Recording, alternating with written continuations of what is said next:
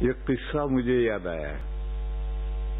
ایک زمانے میں غیر مقلدوں نے ہندوستان میں اخباروں میں مسئلہ اچھالا کہ مسجدیں مردوں کی جاگیر تھوڑی ہیں، مسجدوں میں عورتوں کو بھی آنا چاہیے، ان کا بھی برابر کا حق ہے اور ان کے لیے بھی مسجد میں نماز پڑھنا افضل ہے۔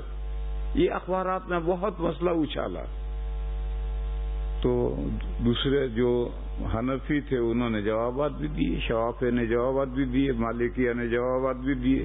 یہ ہنگامہ چل رہا تھا، اور اسی زمانے میں دارالعلوم دیوبند کے محتمم حضرت مولانا مرغوب الرحمان صاحب قدس سرہ کسی ضرورت سے دہلی جا رہے تھے۔ وہ اسٹیشن پر بیٹھے تھے ٹرین کے انتظار میں۔ چونکہ اخباروں میں یہ مسئلہ پھیلا ہوا تھا تو ہندو رپورٹر بھی بڑی دلچسپی لیتے تھے۔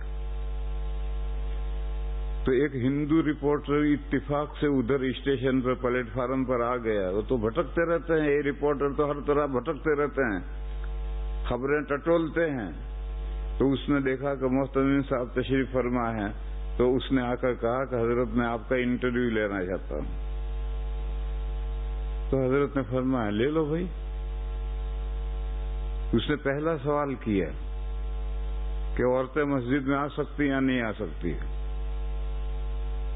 تو حضرت محتمم صاحب نے جواب دیا کہ آ سکتی ہیں، اور جاؤ مسجد رشید میں 50 عورتیں گھومتی ہوئی ملیں گی۔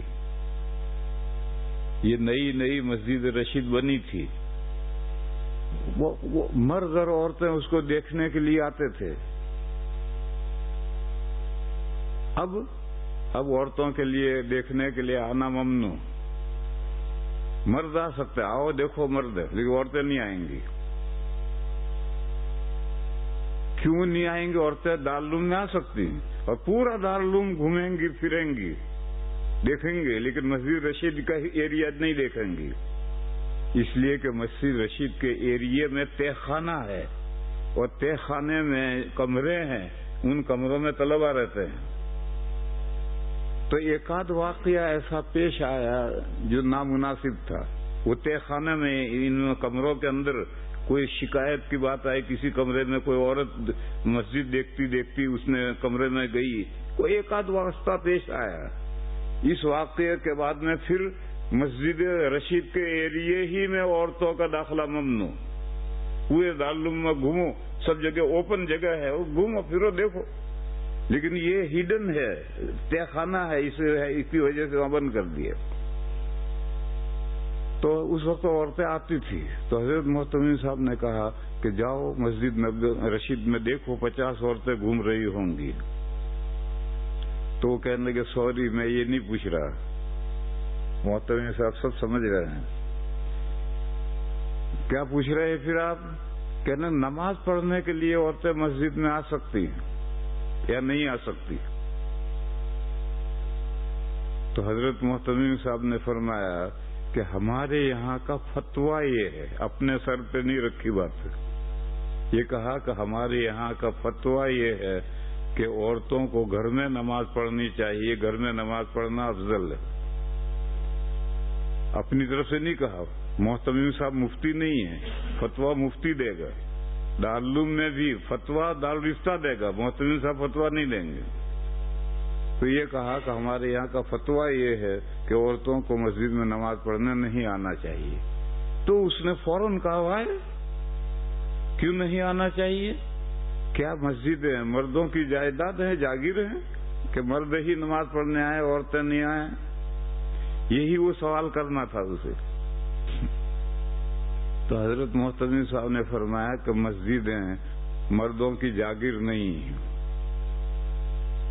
عام ہیں سب کے لیے، عورتوں کے لیے بھی آنے کا حق ہے، نماز پڑھنے کا، تنہا بھی نماز پڑھنے کا حق ہے اور جماعت سے نماز پڑھنے کا بھی حق ہے، لیکن زمانہ فتنے کا ہے، اس لیے فتویٰ یہ ہے کہ عورتوں کو مسجد میں نماز پڑھنے نہیں آنا چاہیے۔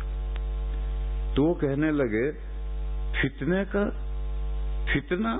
ہم تو یہ سمجھتے ہیں کہ مسجدیں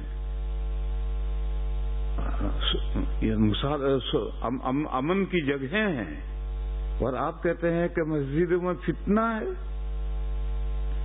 تو حضرت نے فرمایا مسجدوں میں فتنہ نہیں ہے، مسجد تو امن کی جگہ ہے، لیکن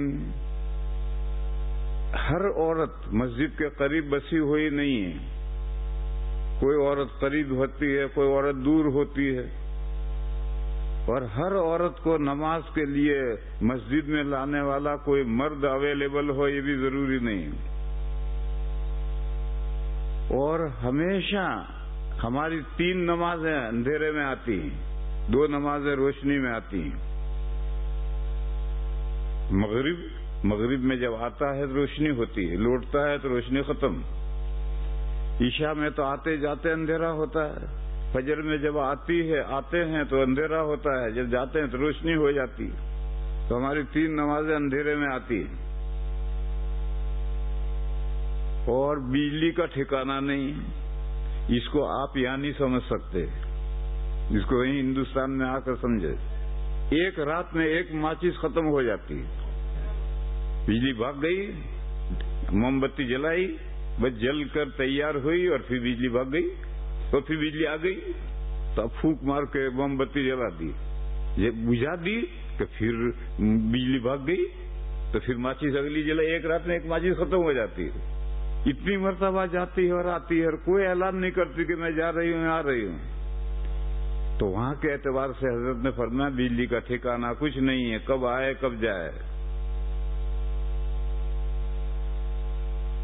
اور آخری بات یہ کہی کہ مسجد میں تو نیک لوگ آتے ہیں، مگر مسجد تک آنے کا جو راستہ ہے اس میں آوارہ لونڈے کھڑے رہتے ہیں، لڑکے کھڑے رہتے ہیں. مسجد میں تو نیک بندے آتے ہیں، تو مسجد میں تو کوئی فتنہ نہیں، کوئی برائی نہیں. لیکن گھر سے مسجد تک جو عورت آئی ہے تو راستے میں آوارہ بچے بھی نوجوان کھڑے رہتے ہیں. بس ایسی صورت میں فتنہ مسجد میں نہیں ہے، گھر سے مسجد کے بیچ میں راستے میں ہے. اس لیے ہمارے مفتی فتویٰ یہ دیتے ہیں کہ عورتوں کے لیے گھر میں نماز پڑھنا بہتر ہے. تو اس نے اقرار کیا، کہنے لگے محتمی صاحب آپ صحیح فرماتے ہیں، زمانہ بہت برا ہے، زمانہ بہت برا آ گیا ہے، راستے میں فتنہ پیدا ہو سکتا ہے. مسجد میں چاہے فتنہ نہ ہو لیکن راستے میں فتنہ پیدا ہو سکتا ہے. اس نے اقرار کیا. تو میں عرض کر رہا تھا کہ عورتوں کو جو گھر میں نماز پڑھنے کی فضیلت بیان کی گئی، مسجد میں آنے سے روکا گیا ہے، وہ بھی زنا کے سد باب کے لیے. اور اسلام جب کسی چیز کو بہت سنگین بات کو حرام قرار دیتا ہے تو اس کے دور تک جتنے سوراخ ہوتے ہیں ان سب سوراخوں کو بند کرتا ہے. تو اب یہ سمجھنا چاہیے کہ عورتیں چہرہ چھپا کر گھر سے کیوں نکلے. اپنی ضرورت کے لیے عورت تو نکلے گی، چہرہ چھپا کر کیوں نکلے؟ تاکہ زنا کا وجود نہ ہو. عورت گھر میں نماز پڑھے کیوں پڑھے؟ افضل اس کے لیے بہتر یہی ہے کہ گھر میں پڑھے کیوں پڑھے؟ مسجد میں نماز پڑھنے کیوں نہ آئے؟ وہاں ثواب زیادہ ملے گا، یہاں کم ملے گا. کیوں؟ زنا کو روکنے کے لیے. تو میرے بھائیوں، جب قرآن کریم کسی نہایت سنگین بات کو جب شروع کرتا ہے تو تمام سوراخ بند کرتا ہے.